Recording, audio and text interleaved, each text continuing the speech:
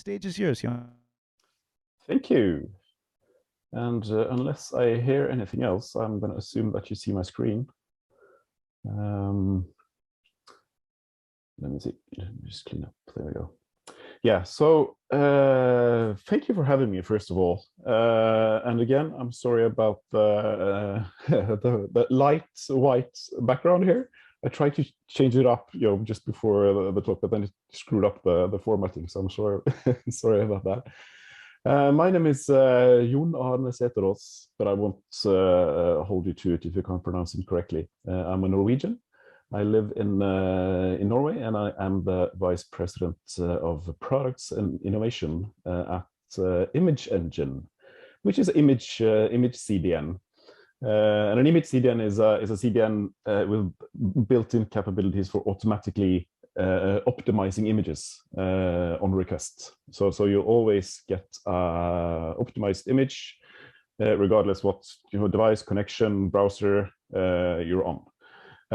So this talk is really about the findings of how to the impact of images on the web seen through the data that Image Engine produces. So the first fact here is this.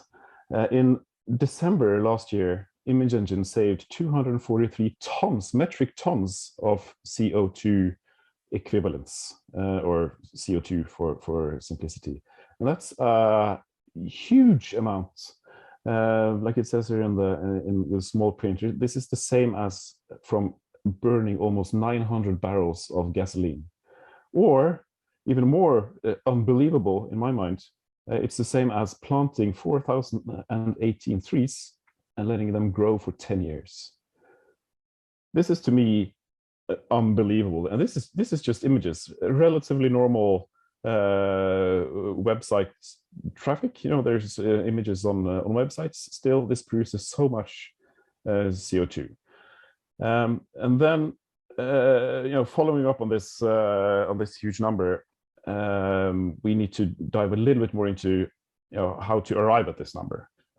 Because that's not only something that CDN vendors like Image Engine or others can calculate. This is also fairly easy for any web developer, anyone, to at least get a sense of the carbon footprint of the website that I'm developing right now. So the steps to figure out the carbon footprint is first of all to arrive at a number of how many kilowatt hours is needed to transmit 1 gigabyte or any number.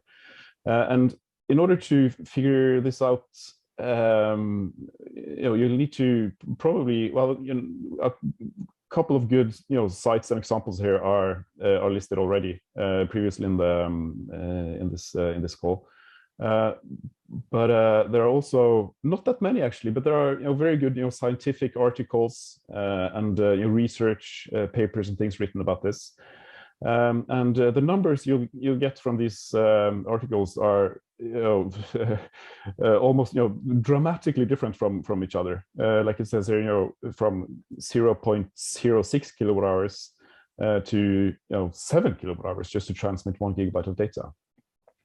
So how to make sense of this, and that's one of the reasons is how these reports kind of set the boundaries of the system they're describing. Is cooling of the data centers involved, or is it just the processing and storing? And the connectivity, is it Wi-Fi, or is it cable, or is it 2G, right? So it's actually quite complex. First time I started to look into this in 2019. I read all these papers and things, and long story short, I sort of averaged myself into somewhere around the numbers in the corner down here, where 1 gigabyte would require 1 kilowatt hours of electricity, assuming that some would be on mobile or 2G, 3G. which require more power. And then the next item or the next step is to figure out how much CO2 is emitted by producing this 1 kilowatt hour of electricity. And it's the same there. And in my earlier calculation, I sort of averaged myself onto 500 grams of CO2 per kilowatt hour produced. But that's also varying vastly across the globe, simply because we have coal, and we have hydroelectric, we have wind, we have all sorts of ways to produce electricity. And just to compare, in Norway, where I am, we're blessed with renewable energy, mostly hydroelectric. So 1 kilowatt hour, to produce that, only 22 grams of CO2 is emitted. While in India, which is in the other end of the scale, the same number is 718. So where your site is hosted and where your your users, audience are, matters a lot, actually. But to make sort of an average in 2022, reading different articles and things online, most of them are within the range of 200 to 500 CO2 equivalents per kilowatt hour. And a little bit deeper into this, where we, I mentioned the system. How big is the system, and where in the system is electricity spent? I try to illustrate that a little bit here, where we have to the far left, we have the the users, the clients, and then it's they're connected to the internet somehow, and there's some internet plumbing with proxies and DNS and IP and that kind of stuff. And at the other end, there's some data processing going on, and storage and backup. So that's typically a data center. And these numbers here that you see on the screen now, these will vary vastly. But just to give you an idea of where and how much electricity is used.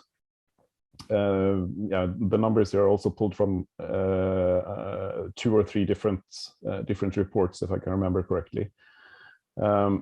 So this is all based on gigabytes. How much electricity is required to transfer basically a gigabyte down to the end user's device. So of course, if you have many end users, the end users share of the pie will grow. And also in the connectivity layer here, we see that 2G and 3G use more power than 4G, for instance, while Wi-Fi or a cable connection is slightly better, at least better than 3G and 2G. And of course, also we know that even if you are on 4G, you might have poor connectivity or low bandwidth, and the signals are not excellent. You have only 1 bar or one dot or whatever, and that also means that the mobile device or the laptop spends more power, electricity, to maintain that connection. So the quality of the signal also plays a role here. The internet plumbing is, like I mentioned, the sort of the core internet routing and things. And then we're on the far right, we have the processing and data, storage and backup and things. What's slightly concerning here is that we put stuff on the internet, but we never take stuff off the internet. So this just keeps growing. We don't delete our Instagram posts. Even if our snaps disappear, they're there. They're backed up somewhere, I'm sure. And we rarely delete our GitHub repos, right? And if we make a demo site, GitHub, put it on Netlify, maybe we forget about it, and it's there. And maybe there are heavy images or something on there. So this part over here with data processing and storage and backup and data centers in general is projected to grow quite rapidly. Yeah, I mentioned some reports and research papers and things. The Shift project is probably one of the more recent and heavily cited ones in the in the last year or so. I don't remember when it came out, to be honest, but the Shift project estimates that 36% of the electricity use is on the end user side, and 29% is in connectivity, internet, and then 35% on the data center and processing, hosting, CDN kind of part.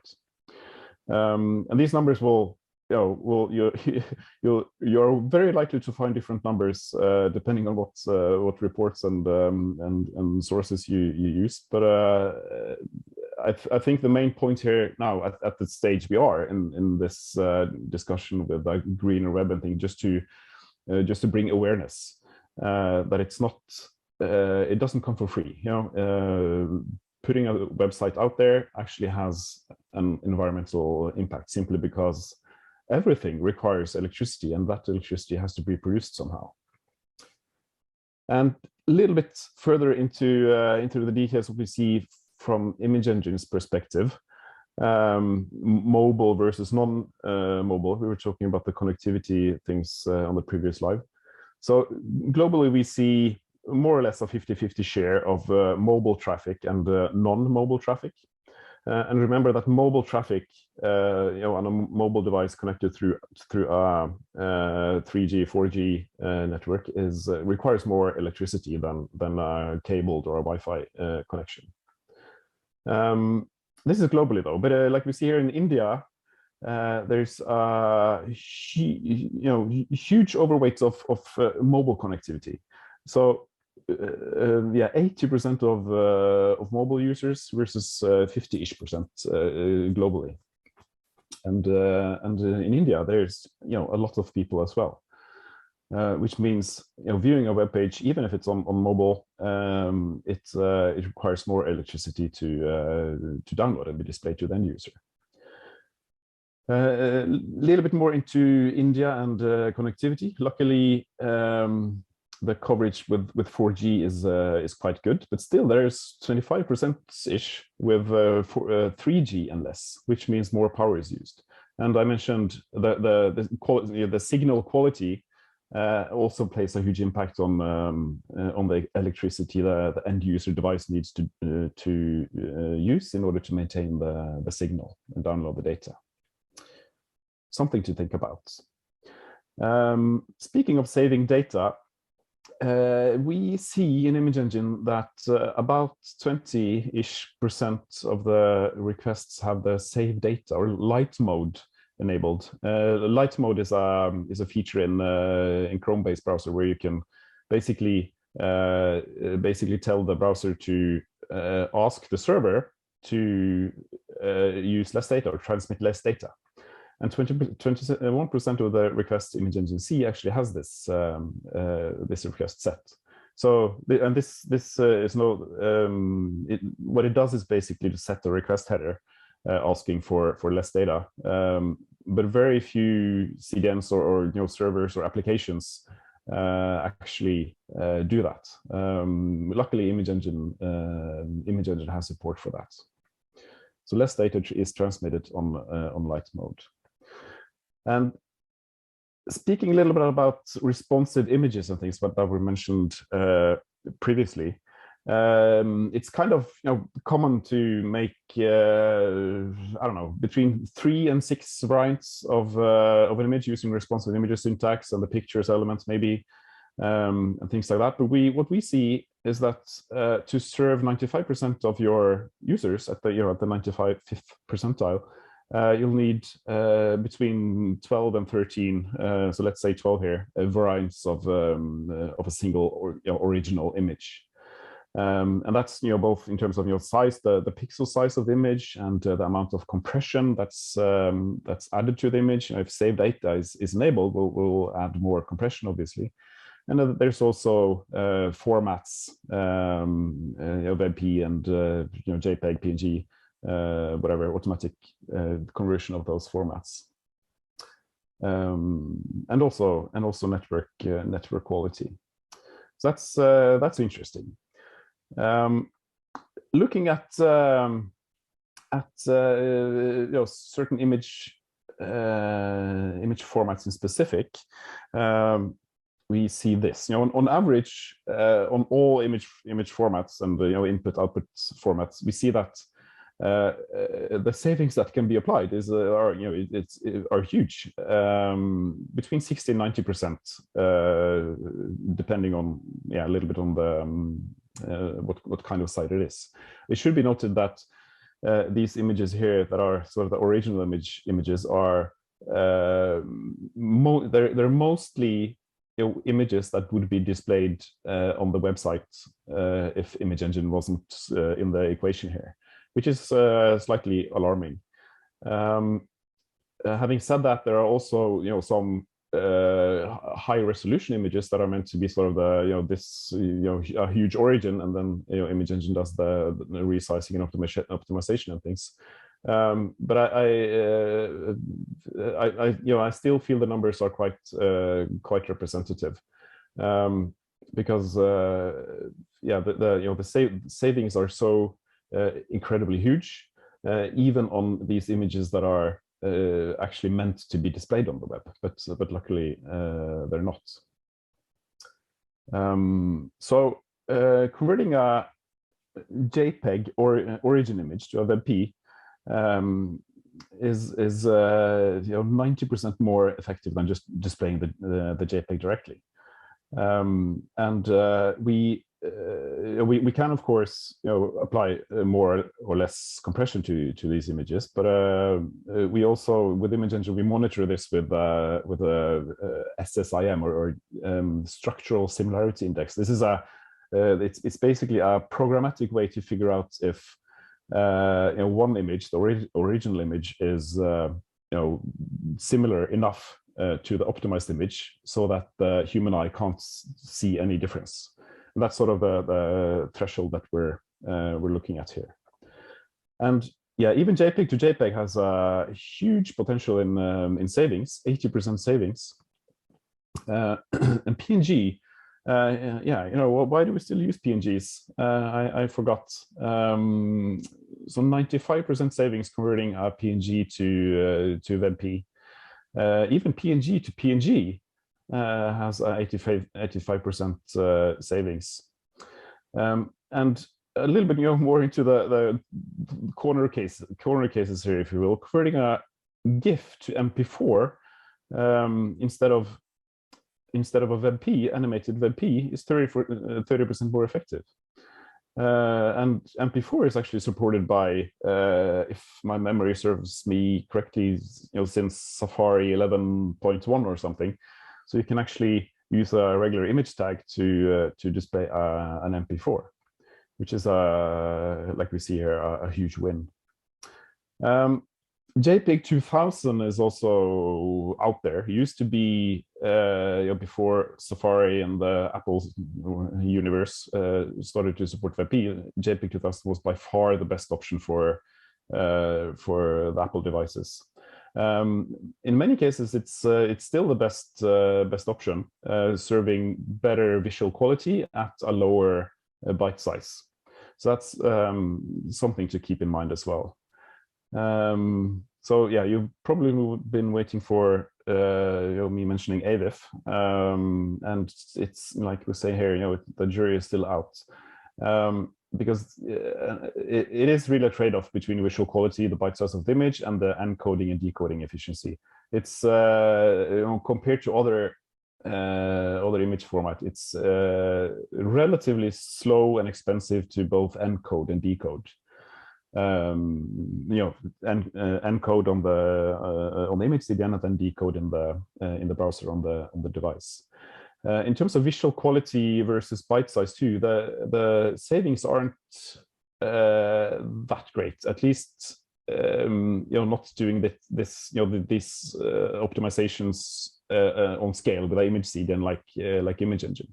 It's quite easy to get the results that you're looking for when you're looking at one image and you're tweaking all the buttons and things. But doing it at scale, it's quite difficult. But we're getting there. We're getting there. So be patient.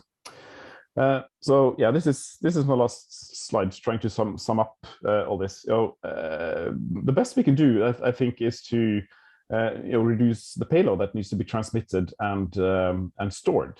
Trying to relate this to an image CDN, any kind of image CDN, not only image engine. But the nice thing about using an image CDN is that you don't have to, if you want to support 95% of your users by creating 12 variants of an image. Maybe you do that in using Gatsby or some site builder and generating 12 variants of the same image, uploading it to Netlify or something, and then these images will stay there forever, just growing storage and backup and things. With Image Engine or Image CDN in general, you would only need this one image if you're not into art direction and things, of course. But this one image, and then the Image CDN would automatically figure out the best fit for your users, your customers, or whatever device and browser and network conditions and things. And when this blog post or this product or whatever it is, goes out of fashion and nobody is asking for it anymore, you only have this one version of the image, because all the variants have gone out of cache on the CDN. And that's quite convenient, if you ask me. And one last comment as well regarding data centers and green energy and things, because this has been a huge thing in Norway. We've been blessed with a lot of renewable energy sources and things, and there's a link down here which takes you to an article where they talk about all the big ones, Google, Facebook, and Amazon, and those guys buying the entire production from the power plants in Norway, hydroelectric and wind and things. And obviously this it's good, but this is only good so that we can use Facebook, and we can use search on Google, or we can share our images on Instagram, right, with a clean conscience. So there's alternative use of that energy, right? So that's why I'm saying that the best thing we can do, I think, is to reduce the payload. The best thing, of course, like I said before, no request is the best request, and make sure that we don't store images on the internet that doesn't have to be on the internet, and do some cleaning up. That was my last. Oh no, it wasn't. But I can leave this here. You remember this email signature from years ago, but maybe it's actually in our days better to print this email and its attachment rather than storing it on the clouds forever. Who knows? Thank you. Amazing, and again, as insightful data. Which is the part that I love, because there's always something that we're probably overlooking and whatnot. But yes, by all means, like I saw a few applause. Please, share all the applause you can spare, kind of like a retweet. If you can spare the retweet, spare a little applause for us, por favor, and for all the speakers, in fact, and Jon especially, who just finished up. Yeah, I just love, the sort of like, being able to sort of table some data and make those connections. One of the bits that caught me by complete surprise, that variant conversation you had, 12 variants to cover about 95% of people, but 3 to cover 75. So it's kind of like, where's the sweet spot? That was quite shocking. But also the big one was the amount of content that just remains online, like you said. Yeah, yeah. So yeah, it's amazing. I have been looking at a number kind of to figure out how how much content dead content is out there, but I couldn't figure out any. So I guess the closest answer we'll get, at least what I've found, is the projected growth in electricity consumption, because everything is stored, everything is backed up, nothing is ever deleted, even the backups are backed up, right? Hmm. Uh, so yeah, if somebody has a good number or good article on covering that, that would be awesome to read. I haven't found any. Yeah, that is Mm. interesting. And even your last statement, is it not better to print now again? Possibly, Yeah, or at yeah. least to think about. Exactly, exactly. Yeah, but yeah, I think that's also a good summary, where we are now, because it's about awareness, right? There's no 100% correct answer in this debate right now, but I think all of us need to be more, yeah, think about this a little bit. And well, yeah, my site is a gigabyte. Oh, yeah, my site requires this and this much electricity. So if I have 1 billion users, that's this and this footprint. Can I do something about it? So yeah, I think that's a good place to start. Mm. Wow, that's pretty awesome. Jon, thank you very much for this presentation.